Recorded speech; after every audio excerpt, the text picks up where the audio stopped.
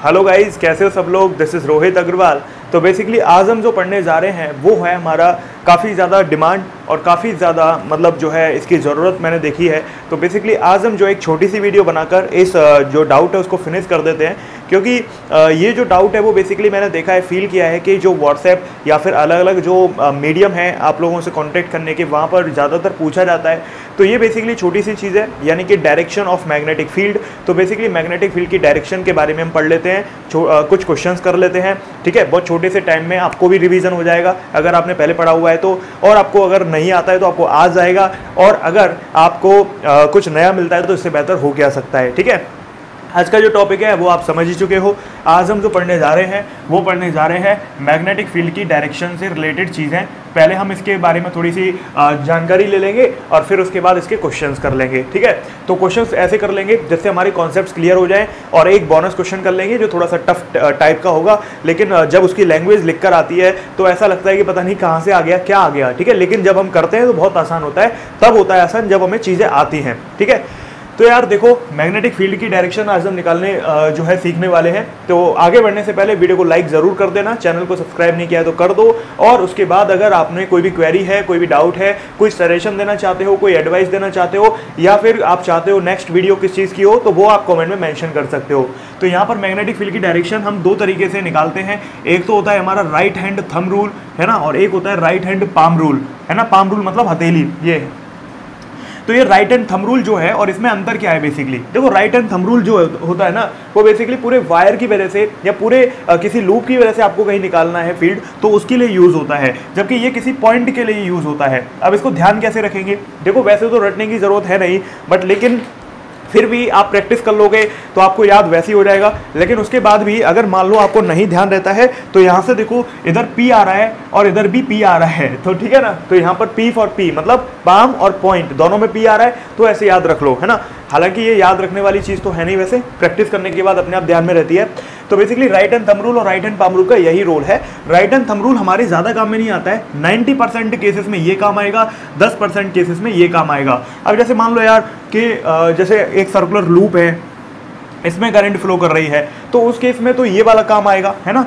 मान लो इसमें आपको निकालना है, तो ये जो थंब है वो हमारा मैग्नेटिक फील्ड को रिप्रेजेंट कर देगा, ये करंट फ्लो हो रही है, तो उस केस में तो ये काम आ जाएगा। लेकिन ज़्यादातर जो क्वेश्चंस होता है ना, एग्जामिनर जानबूझकर राइट हैंड पाम रूल के देगा आपको। कारण क्या है, एक तो बच्चे इसको जानते नहीं है, दूसरा क्या होता है कि इसकी प्रैक्टिस नहीं करते हैं, तीसरी रीज़न क्या होती है कि वो इसी से सॉल्व करने की कोशिश करते हैं। तो देयर आर है लॉट्स ऑफ रीज़न, हर चीज़ के लिए बहुत सारे रीजन होते हैं। एग्जामिनर हर चीज़ को सोच समझ के बनाता है, क्योंकि ऑब्वियस ही बात है आप लोगों से वो कहीं ज़्यादा एक्सपर्ट है, तभी वहाँ पर वो बैठा है एग्जामिनर वाली पोजीशन पर। तो basically right hand palm rule, right hand thumb rule, तो राइट हैंड थंब रूल पर ज़्यादा फोकस नहीं करेंगे, ये तो सब लोग जानते हैं कि भाई अपने फिंगर को कर्ल करो, और जो थंब होगा या तो वो करंट की डायरेक्शन बताएगा, और अगर ये करंट था तो ये मैग्नेटिक फील्ड की डायरेक्शन बता देगा। ठीक है ना, तो वो सब बातें हैं जो नॉर्मल है। या फिर मान लो कोई वायर था और हमें इसके चारों तरफ मैग्नेटिक फील्ड की डायरेक्शन निकालनी थी, तो हमने थंब को करंट की डायरेक्शन में किया। अब की बार यही वाली फिंगर जो पहले किसकी डायरेक्शन बता रही थी, करंट की, अब की बार यही वाली फिंगर आपकी मैग्नेटिक फील्ड की डायरेक्शन भी बता देंगी, इस तरीके से, है ना। तो यार ये आपका बहुत नॉर्मल सी चीज़ है। लेकिन राइट हैंड पाम रूल के क्वेश्चंस की प्रैक्टिस कर लेते हैं, और उसके बाद जो है इसको रफ करके कुछ आगे बढ़ते हैं, और यहाँ पर थोड़ा सा कुछ क्वेश्चंस करते हैं, तो आपको थोड़ा आइडिया लग जाएगा। जिनको आता है उनके लिए वेल डन, और जिनको नहीं आता है वो सीख लो, आता है उनका रिवीजन हो जाएगा। लेकिन यार ये छोटी छोटी चीज़ है ना, हमारे पेपर में बहुत ज़्यादा मार्क्स हमारे इंक्रीज कर देती है। क्या होता है कि छोटी छोटी चीज़ों की वजह से हम नेगेटिव मार्किंग करके आ जाते हैं। तो जितनी भी मैं ये शॉर्ट वीडियोज़ या शॉर्ट ट्रिक वीडियोज़ या ऐसी जो वीडियो बना रहा हूँ शॉर्ट वाली, वो बेसिकली आपके नेगेटिव मार्किंग को तो कम करेंगी, साथ में आपकी स्पीड को भी बढ़ा देंगी। ठीक है ना। तो यार क्वेश्चन स्टार्ट करते हैं, ठीक है ना। तो क्वेश्चन देख लेते हैं। हालांकि क्वेश्चन देखो बहुत सारे थ्योरेटिकल क्वेश्चन भी पॉसिबल हैं, बट लेकिन मैं आपको थोड़ी ना ज़्यादा क्वेश्चन प्रैक्टिस कराने के चक्कर में ज़्यादा थ्योरी व्योरी की बात नहीं कर रहा हूँ। ठीक है, तो यहाँ पर जैसे पहला क्वेश्चन हम कर लेते हैं। देखो पहला क्वेश्चन हमारा नॉर्मल है कि एक स्ट्रेट करंट कैरिंग वायर है, मान लो इसमें करंट आई है ना, देयर आर 2 पॉइंट सपोज। तो आपसे पूछा गया कि दोनों पॉइंट पर बताओ मैग्नेटिक फील्ड की डायरेक्शन क्या होगी। बहुत आसान है, कैसे करोगे, देखो सिंपल, हमें किस पर निकालनी है, पॉइंट पर निकालनी है ना। तो इसका मतलब क्या है, right hand palm rule use करेंगे, है ना। तो राइट हैंड, क्योंकि इस पॉइंट पर जब निकालोगे तो राइट हैंड पाम रूल क्या कहता है, देखो वो ये कहता है कि जिधर करंट है उधर अपना थंब अंगूठा करो। तो आपने ऊपर की तरफ अपना थंब कर लिया। फिर उसके बाद वो कहता है कि जिधर भी पॉइंट है उधर की तरफ अपनी उंगलियां फिंगर कर दो। अगर आपका ये पॉइंट, ये थंब ऊपर की तरफ है और पी उधर की तरफ है, तो आपने फिंगर ना उधर करनी है। तो जो हमारा ये पाम है, इसकी जो डायरेक्शन है, अगर ये अंदर आ रहा है तो मतलब मैग्नेटिक फील्ड अंदर है, ये बाहर आ रहा होता तो मैग्नेटिक फील्ड बाहर होता। तो यानी कि अगर यहाँ पर हम ऐसे देख रहे हैं तो ये अंदर जा रहा है, तो इसका मतलब इधर मैग्नेटिक फील्ड अंदर की तरफ है। जबकि इस पर देखो, इस पर क्या होगा कि आपका जो थंब है वो ऊपर की तरफ है और जो ये पॉइंट है वो इधर की तरफ है। इसका मतलब क्या हुआ? इसका मतलब ये हुआ कि आपको ऐसे करना पड़ेगा, है ना, क्योंकि आप देखो जो थंब है वो ऊपर करना पड़ेगा, जबकि जो हथेली है, जो उंगलियां है वो पॉइंट की तरफ करनी पड़ेगी, तो ये बाहर की तरफ आ रहा है, तो ये हो गया हमारा बाहर की तरफ। एक छोटी सी हिंट या गुरु मंत्र मैं आपको दे रहा हूं कि कॉपी को घुमाना ज्यादा आसान है, कॉपी को घुमाना ज्यादा आसान है। मतलब इसका क्या है कि यार देखो, अपने हाथ को जब घुमाओगे ना ऐसे, कभी ऐसे कभी ऐसे कभी कैसे, तो ना आपके हाथ में दर्द हो जाएगा, स्पेशली लड़कियों के हाथ में दर्द हो जाएगा। तो बेसिकली क्या करो, आप कॉपी को घुमाना ज़्यादा आसान है। मतलब क्या करो, कॉपी या पेपर को घुमा लो। मतलब अगर आपको डायरेक्शन निकालनी है तो देखो, अभी मैं थोड़े क्वेश्चन कराऊंगा तो आपको ज़रूरत पड़ेगी उस चीज़ की। तो जैसे यार मान लो ये डस्टर है, ठीक है, तो इसको घुमाना ज़्यादा आसान है अपने हाथ के कंपेरिजन में, है ना। तो ये चीज़ ध्यान रखना। चलो अब मैं ना अगला क्वेश्चन कराता हूँ। तो आपको ये तो बहुत सिंपल सा था, पर लेकिन सिंपल क्वेश्चन से ही स्टार्टिंग करनी चाहिए हमेशा। अगर हम डायरेक्ट ही थोड़े टफ क्वेश्चन करते हैं तो कई बच्चों को समझ में भी नहीं आता है और बेकार भी है वो चीज़, ठीक है। तो यार अगला क्वेश्चन कर लेते हैं। नेक्स्ट क्वेश्चन है, मान लो आपने क्या किया कि आपका 2 वायर आपने ले लिए, एक में करंट ऐसे है और दूसरे में भी आपने मान लो ऐसे ले ली। एक पॉइंट P है, एक पॉइंट Q है, तो दोनों पर ही आपको यहाँ पर क्या निकालना है, अंदर ही ले ली क्या मैंने दोनों पॉइंट।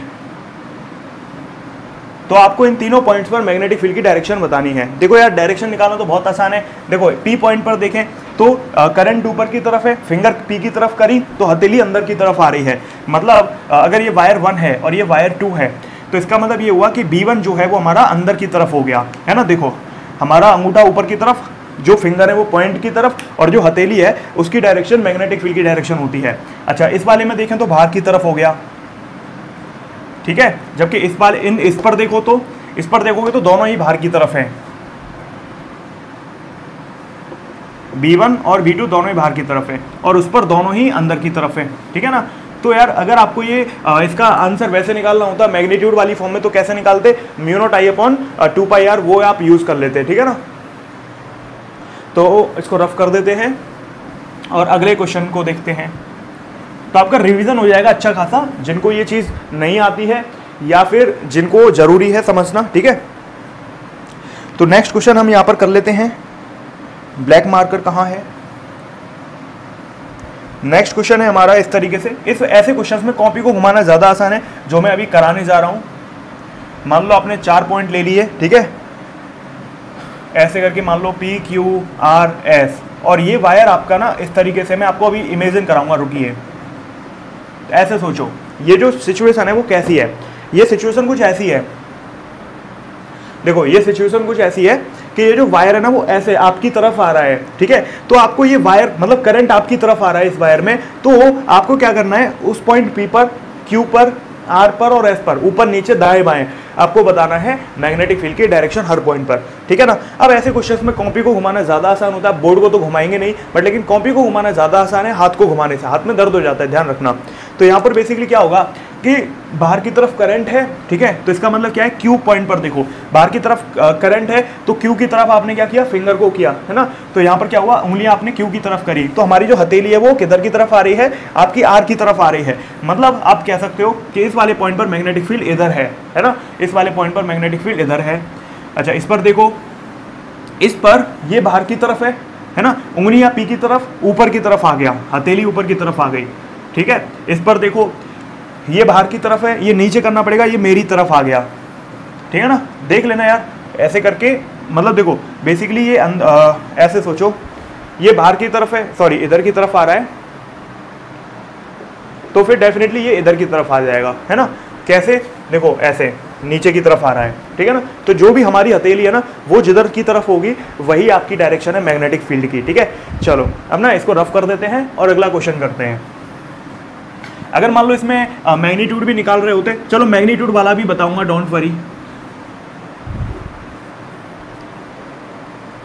चलो नेक्स्ट क्वेश्चन डायरेक्शन का और कर लेते हैं, और क्या क्वेश्चन पॉसिबल है। ऐसे क्वेश्चन की जब लैंग्वेज आती है ना तो हमें समझ ही नहीं आता ये हो क्या रहा है, लेकिन ये इतना ही आसान होता है जितना मैं बता रहा हूं, ठीक है। तो डोंट वरी अबाउट इट।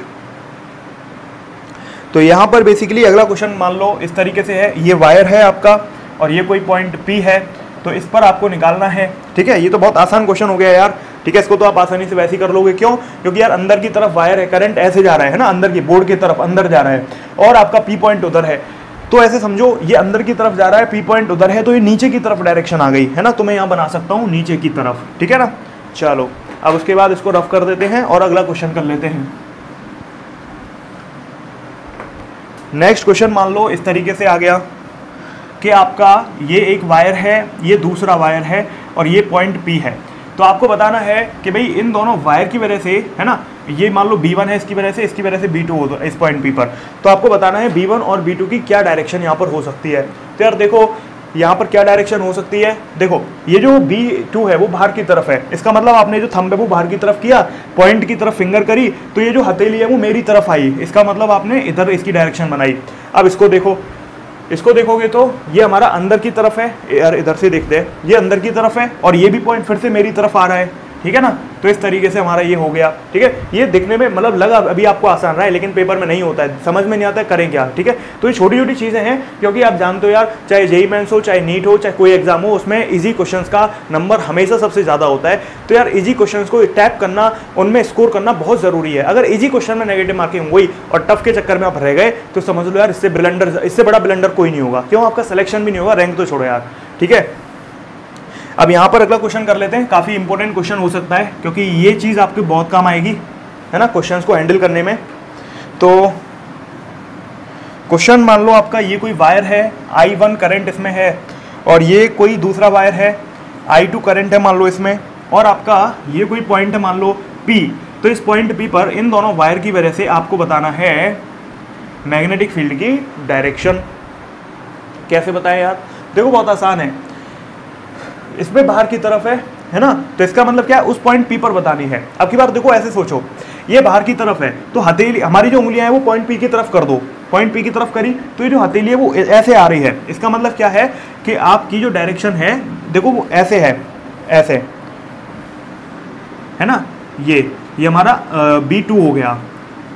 अब इसकी वजह से देखो ये भी बाहर की तरफ है ना, और पॉइंट भी यहाँ पर है। तो यार इसको इधर से करके देख लेते हैं, ये बाहर की तरफ है ना, तो इसका मतलब क्या है, ये आपका जो है थोड़ा सा, देखो ये बाहर की तरफ है लेकिन पॉइंट भी इधर है, तो आपकी जो डायरेक्शन है कुछ ऐसे आ रही है B1 की। तो यार इसीलिए इंपॉर्टेंट है ये। ठीक है ना, तो ये हमारी चीज़ हो गई। अब यहाँ पर इसके आप कंपोनेंट वगैरह करोगे तो सॉल्व भी हो जाएगा। ठीक है, इसको रफ करते हैं और अगला क्वेश्चन देख लेते हैं। इसी देखो यहाँ पर मेरा हाथ नहीं घूम पा रहा था, लेकिन अगर ये कॉपी होती, नोटबुक होती, तो मैं इसको घुमा लेता और अपने हिसाब से इसको सॉल्व कर लेता। वही फायदा होता है नोटबुक का। ठीक है ना, तो you have to remember this thing कि भाई नोटबुक घुमाना ज़्यादा आसान है, कॉपी घुमाना ज़्यादा आसान है हाथ को घुमाने से, स्पेशली गर्ल्स के लिए बता रहा हूँ मैं। तो यहाँ पर क्या है, नेक्स्ट क्वेश्चन कर लेते हैं आपका। मान लो दो आपके करंट कैरिंग वायर हैं, ठीक है, इनफाइनाइट करंट कैरिंग वायर है, और आपका जो पॉइंट है वो ये है। तो आपको बताना है कि भाई इस पॉइंट पर इन दोनों वायर की वजह से आखिर मैग्नेटिक फील्ड क्या होगा। ठीक है, ऐसे बना लो। तो बता सकते हो, बिल्कुल बता सकते हैं। कैसे बताओगे? ये मान लो I1 है, तो ये मान लो I2 है ना, मतलब ये I1 I2 है क्या? देखो बेसिकली ये क्या है, ये करंट कैरिंग वायर है जो अंदर की तरफ जा रहा है ऐसे, है ना, इसकी वजह से उस पॉइंट P पर निकालना है। तो यार देखो कैसे निकालोगे, ये अंदर की तरफ है, उस पॉइंट P पर करोगे तो इधर आया, है ना, क्योंकि हथेली जिधर उधर ही आपका मैग्नेटिक फील्ड की डायरेक्शन। अच्छा, इस वाले केस में देखो, अब देखो यही कॉपी होती, नोटबुक होती, तो मैं इतनी आसानी से इसको कर लेता। ठीक है, लेकिन अभी मुझे दिक्कत हो रही है देखो हाथ को घुमाने में, तो बेसिकली शायद ये ऐसे आ रहा होगा, आप देख लो एक बार चेक करके। ठीक है ना, तो यार हाथ मेरा घूम नहीं रहा है ऐसे, तो यार इसको ऐसे करके आप देख लो, मतलब ये ऐसे हो जाएगा, ये उधर और ये उधर हो गया। ठीक है, चलो इसको रफ करते हैं।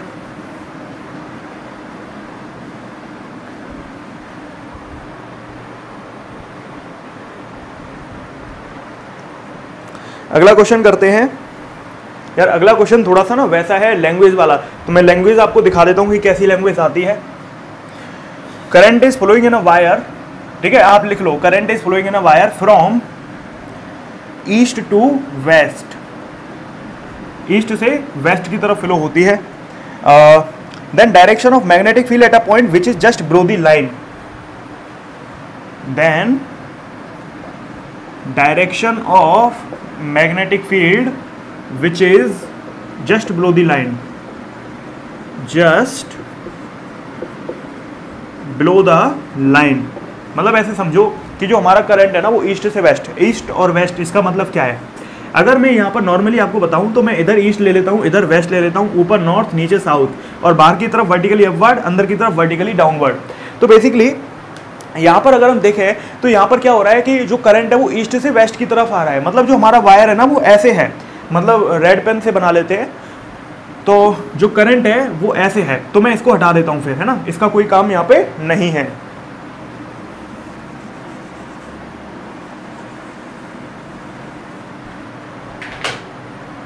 ठीक है ना, समझ गए आप, ये ईस्ट से वेस्ट की तरफ आया।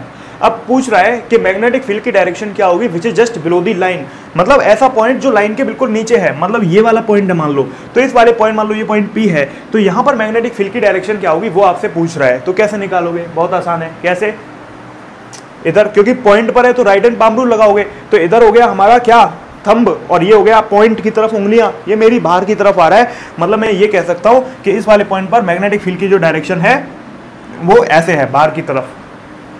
ठीक है, या फिर वर्टिकली अपवर्ड भी कह सकते हो। तो यार आप कुछ भी कह सकते हो, इसकी दिक्कत यहाँ पे नहीं है। अगला क्वेश्चन करते हैं, ठीक है ना।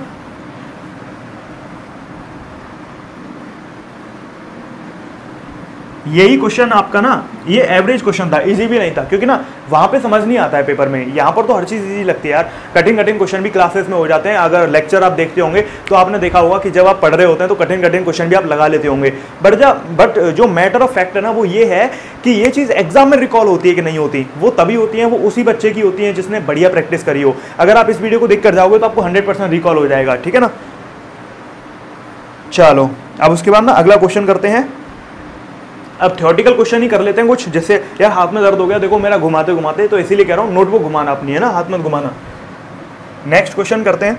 नेक्स्ट क्वेश्चन है कि भाई जो करंट है हमारा, देखो थ्योरी वही है कि भाई आपका current is flowing in a wire, है ना, तो मैं आपका वहीं से लिखता हूँ कि जो करंट है वो फ्लो कर रहा है वायर में अपवर्ड डायरेक्शन में, अपवर्ड डायरेक्शन में, ठीक है, और पॉइंट आपका नॉर्थ में है,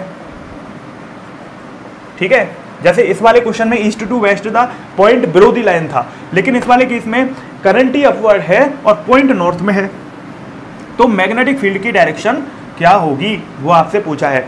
अब इसी क्वेश्चन में यार आपसे वो भी पूछा जा सकता था मैग्नीट्यूड, तो mu naught I upon 2πd से आप कर सकते थे, तो उसमें कोई दिक्कत थी नहीं, या फिर mu naught I upon 4πd sin θ1 plus sin θ2। अगर आपने लेक्चर देखे हैं तो आपको पता होगा, है ना, हेलो बच्चों ऐप के ऊपर।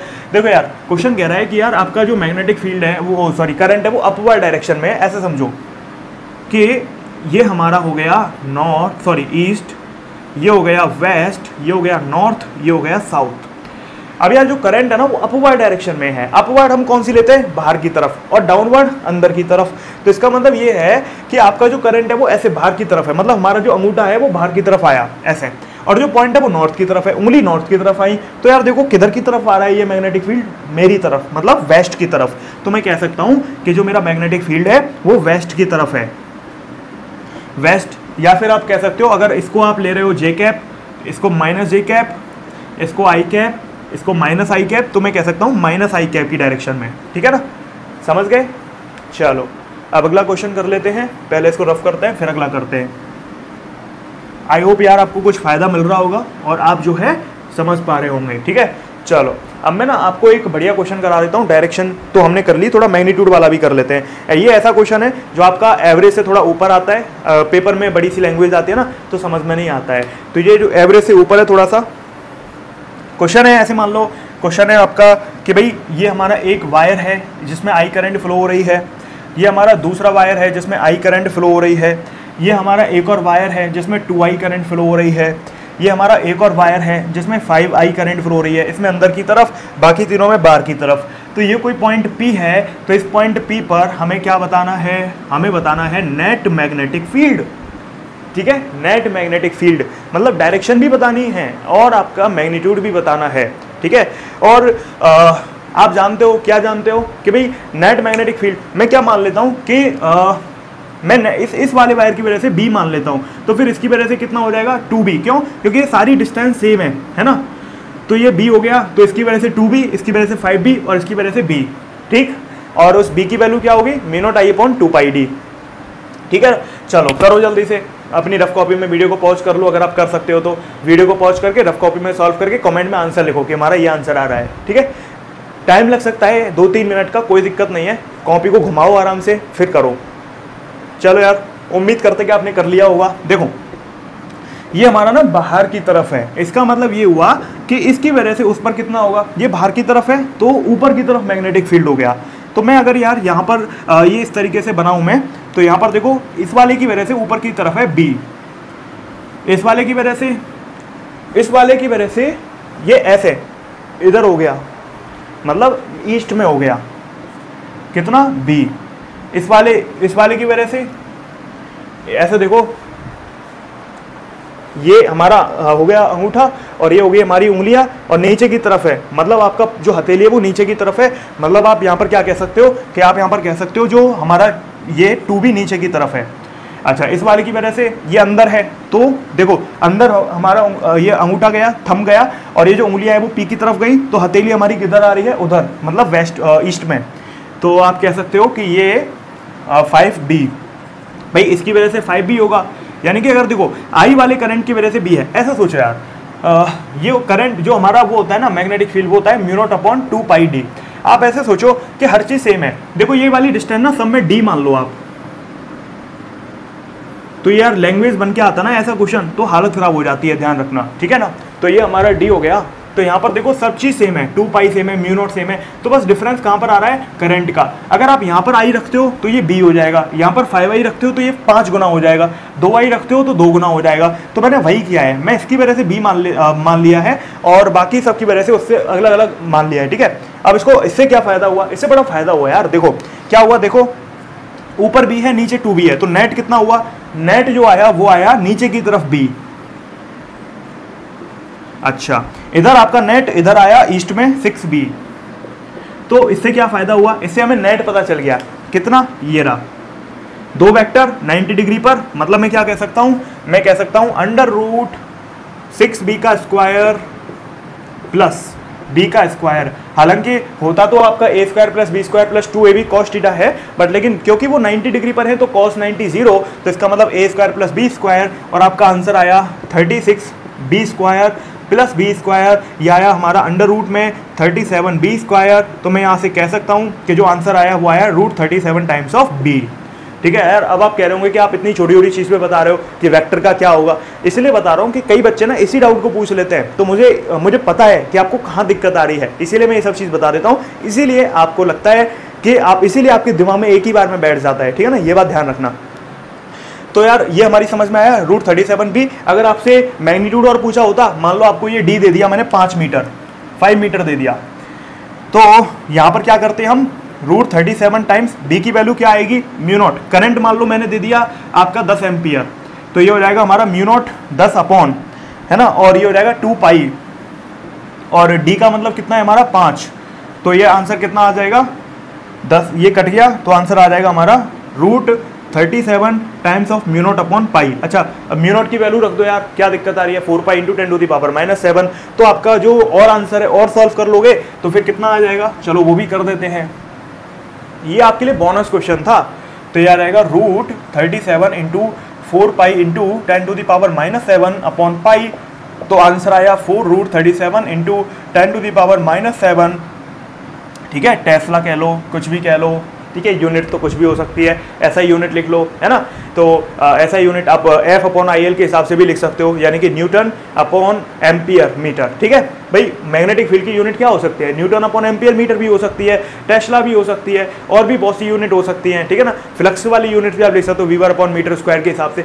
There are hell lots of तरीके, मतलब आपको क्या बताऊँ, फिजिक्स में कोई एक तरीका नहीं होता है, बट लेकिन ये आपकी प्रैक्टिस के ऊपर डिपेंड करता है कि यार आप कौन से तरीके को यूज़ कर रहे हो। आपने जो तरीका यूज़ करा वही आपको आपके नंबर और टाइम कंजप्शन को डिफाइन कर देगा। ठीक है, वही आपकी रैंक और सिलेक्शन के बीच में गैप बनेगा, है ना, जो टाइम आप ले रहे हो क्वेश्चन को सॉल्व करने में। तो इसलिए कह रहा हूँ, अगर आपको ऐसे सारे शॉर्ट तरीके सीखने हैं तो आप डेफिनेटली क्या कर सकते हो, तो डेफिनेटली आप जो है ज्वाइन कर सकते हो हेलो बच्चों ऐप के ऊपर, जो हमारे मिशन 2020 या 2021 जैसे कोर्सेज हैं, जो आपके नेक्स्ट ईयर आपकी प्रिपरेशन कराएंगे नेक्स्ट ईयर तक, और और उसमें आप पूरे साल लेक्चर नोट्स, शॉर्ट नोट्स का तो फायदा उठाओगे, साथ में पूरे साल गाइडेंस का भी फायदा उठा सकते हो। आप कभी भी कॉल कर सकते हो, व्हाट्सएप कर सकते हो, या फिर आप मेल कर सकते हो, आपको हमेशा रिप्लाई आता रहेगा। ठीक है, चलो। और उसके अलावा मैं आपको एक और क्वेश्चन दे देता हूँ आपके होमवर्क के लिए। मुझे कॉमेंट में उसका आंसर चाहिए आपसे, और आपको मैं कॉमेंट में उसका जवाब भी दे दूंगा। ठीक है ना, तो मुझे सब लोगों से आंसर चाहिए उसका। ओके, बाकी अगर किसी को कोई दिक्कत आए तो हेलो बच्चों ऐप के ऊपर ना डिस्कशन फोरम है, तो वहां पर आप एक दूसरे से पूछ सकते हो,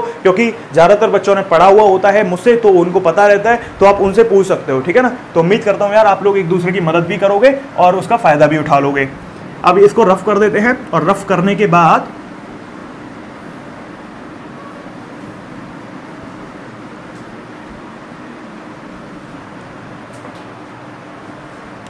देख लेते हैं यार कोई और क्वेश्चन आपके लिए और पॉसिबल हो सकता है तो। ठीक है ना, काफ़ी इंपॉर्टेंट सा क्वेश्चन करा देता हूं मैं होमवर्क में आपके लिए। होमवर्क में क्वेश्चन है कि हमारा जो करंट है, मतलब वही है कि current is flowing in a wire, है ना, वो डायरेक्शन वगैरह आपका दिया गया है, तो मैं डायरेक्ट लिख देता हूँ कि जो हमारा करंट है ना वायर में, वो फ्लो होता है ईस्ट की तरफ, और हमारा जो पॉइंट है वो है वेस्ट की तरफ। तो आपसे पूछा है कि फील्ड क्या होगा, मैग्नेटिक फील्ड की डायरेक्शन क्या होगी, ये पूछा है। ये है हमारा क्वेश्चन नंबर 1 होमवर्क का। और एक क्वेश्चन और ले लो होमवर्क में कि भाई हमारा जो करंट है वायर में वो नॉर्थ की तरफ है, ठीक है, और जो पॉइंट है वो राइट टू दी वायर है, राइट टू दी वायर। तो आप बताओ फील्ड की डायरेक्शन क्या होगी। ठीक है यार, उम्मीद करते हैं 10-20 सेकंड में आप निकाल लोगे। ठीक है ना, तो यार ये वाला क्वेश्चन स्टार क्वेश्चन है, थोड़ा सा इंपॉर्टेंट है, बाकी ये तो नॉर्मल अभी हमने करे उस तरीके का है। तो दोनों के आंसर मुझे बताओ, question number 2, question number 1 comment में लिख के कि भाई हमारे जो सर आपके हमारे जो आंसर है, आंसर 1 इतना है, आंसर 2 इतना है। फिर देखते हैं कि किसके क्या आंसर आते हैं और किसका सही होता है। ठीक है, चलिए मिलते हैं अगली क्लास में, और इसी तरीके से आते रहेंगे आपके लिए शॉर्ट वीडियोस भी लाते रहेंगे, शॉर्ट ट्रिक भी आती रहेंगी, और इसी तरीके से आगे बढ़ते रहेंगे। ठीक है, चलिए thank you, have a nice day. This is Rohit Agarwal signing off. Jai Hind, जय भारत, वंदे मातरम।